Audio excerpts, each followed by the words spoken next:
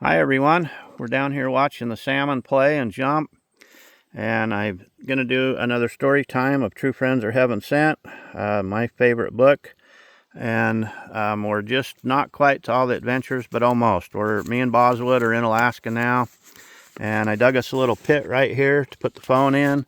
Hopefully it will let you all see some of the fish jumping and playing while I read you some of this book. So here we go, Chapter 31, Home Sweet Camp. I'm starting to do some little puns now. They'll kind of intervene in parts of the book. This one's called Strength Comes from Inside Most of the Time, but sometimes real inner strength is brought forth from the outside. And here we go. The camp was coming together.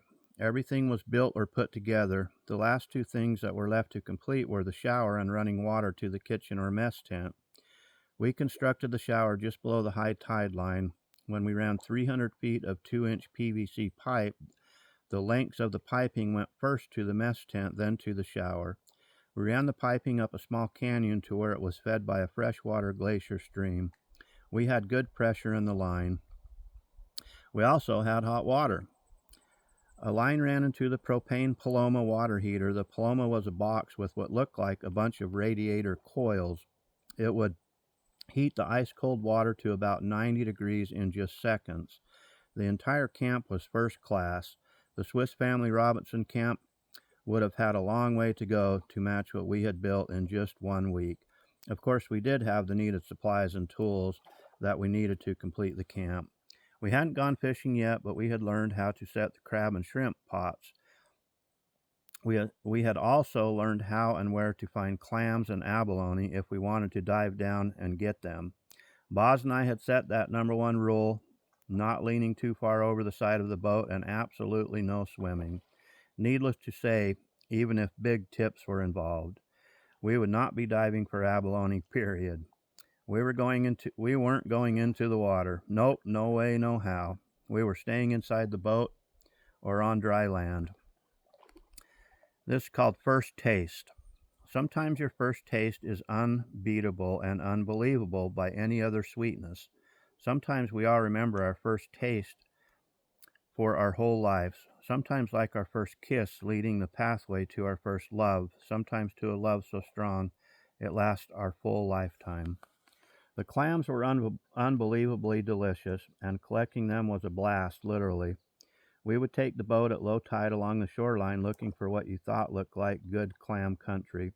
Then we'd beach the boat and get out and walk the shorelines. If it was a good spot, there would be so many clams you'd take a step and the sand would erupt with what reminded me of underground sprinklers, water shooting up out of the sand, blowing water into the air, leaving you with no doubt of where the clams were hidden. Boz and I would simply scoop about an inch of the sand off the top of where the water was shooting up, and there the clams would be, all lined up like eggs in a carton, just waiting to be scooped up and taken back to camp. Sometimes we ate them fresh, but what was even better was to place them in a container with fresh seawater, then add some cornmeal or flour to them. The clams would feed on it for a few days. After a few days, the clams would be filled with cornmeal or flour. The cornmeal and flour pushes all the grit out of them, and they are ready to be steamed, all the grit expelled. We'd remove the steamed clams from their shells, slather them with hot butter, salt and pepper, and some lemon juice, and then devour them. Boz and I both absolutely loved fresh clams. We also loved the fresh shrimp and crab. The traps we used to catch the shrimp and crabs were similar. The traps were rectangular, covered in mesh with a funnel-type entrance. They had a trap door that allowed a hand to go inside, where we would suspend a fish.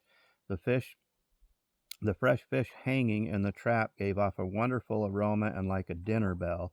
The crab and shrimp would come to the trap ready for a good meal. We'd drop the beta traps into the ocean with the rope and buoy attached. The shrimp traps had to be set deeper than the crab traps and shrimp traps. The shrimp traps going into several hundred feet of water. The ocean was crystal clear, so when you were pulling up the shrimp traps, you could see the bright orange of the shrimp with the trap still in 30 feet of water. When you saw the color of the shrimp, you knew that a great dinner was on its way. At my first sight of a full shrimp trap while it was still 30 feet down, I was reminded of driving through fog, straining to look through the windshield of a vehicle, your knuckles wide until you see the faint glow of a stop light comforting you that you knew where your whereabouts were, your direction and confidence to keep moving on. The shrimp we caught were huge, what would be called colossal shrimp in the store. Now, when I go into a grocery store and look at the price of shrimp, I am blown away. Not a price I can easily afford on my budget. Shrimp fishing was hit or miss. Either the trap was filled with 60 to 80 of these big, fresh, sweet, non-store-bought colossal shrimp, or it was empty, just waiting for the seasoned water to boil and the butter to melt. Had both Boz and I drooling in anticipation. We were definitely settling into our new home. The crab were pretty easy to catch.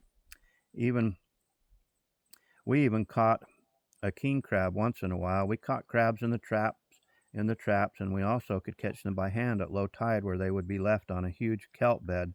The coastlines back in the little slices of heavenly back bays and places that rarely, if ever, have human visitors to disturb them, have kept doing what they have been doing for a gazillions of years. They're overgrown with the seashore's undisturbed natural plant life covering the beaches that have become exposed when the tide drops. It reminded me of one of those huge old weeping willow trees in the backyard of Granny's house, where as a child you'd jump up and grab 2 handfuls of the branches that were covered with leaves. Then you'd swing across above the grass until you made a full swing, or until the branch broke, dropping you to the ground in mid-swing. If you imagine the thickly leafed branches without the tree trunk, that's what the seaweed draped across the shorelines reminded me of. The Dungeness crab would hide underneath this thick foliage, maybe because they liked it and were safely hidden, or they had gotten trapped there when the tide had gone out. Boz and I weren't sure, but we did find out that the crabs were easy pickings for us. We'd use a pitchfork to flip the big branches over, exposing the crabs, and we'd grab all the crabs that we could before they got away. They could move pretty darn fast when they felt threatened. It reminded me of back home when we'd flip over boards searching for night crawlers or grubs for fresh fishing bait. Boz and I were loving the bounties of the ocean. It was like a free grocery store for shellfish, any kind that you wanted and more than you could eat. The best part was the freshness of the seafood. We'd boil it in fresh seawater, naturally salty and seasoned perfectly. The flesh is so incredibly sweet that you could forget about dipping your bite in butter before stuffing it into your salivating mouth. But Boz and I both agreed that eating it with melted butter was our most favorite, and we rarely forgot. Tomorrow morning we were going to fish the ocean. Chapter 32. There's another little pun here. It's called Heart and Destiny. I hate Destiny. She isn't very friendly, but she always wins in the end. It is so very hard, not especially on you, but in your heart, when you have no choice in a matter, no matter how much you love something or how much you love someone or something, ultimately you and they are either a memory or just gone. Clint focused most of our training on how to catch king salmon. The salmon were chasing big schools of herring right into the back coves where the herring were trapped. The salmon took their fill of the small silver and black fish. It was interesting to think about just how smart the salmon were, their hunting skills herding the small fish into places where they could catch them with ease.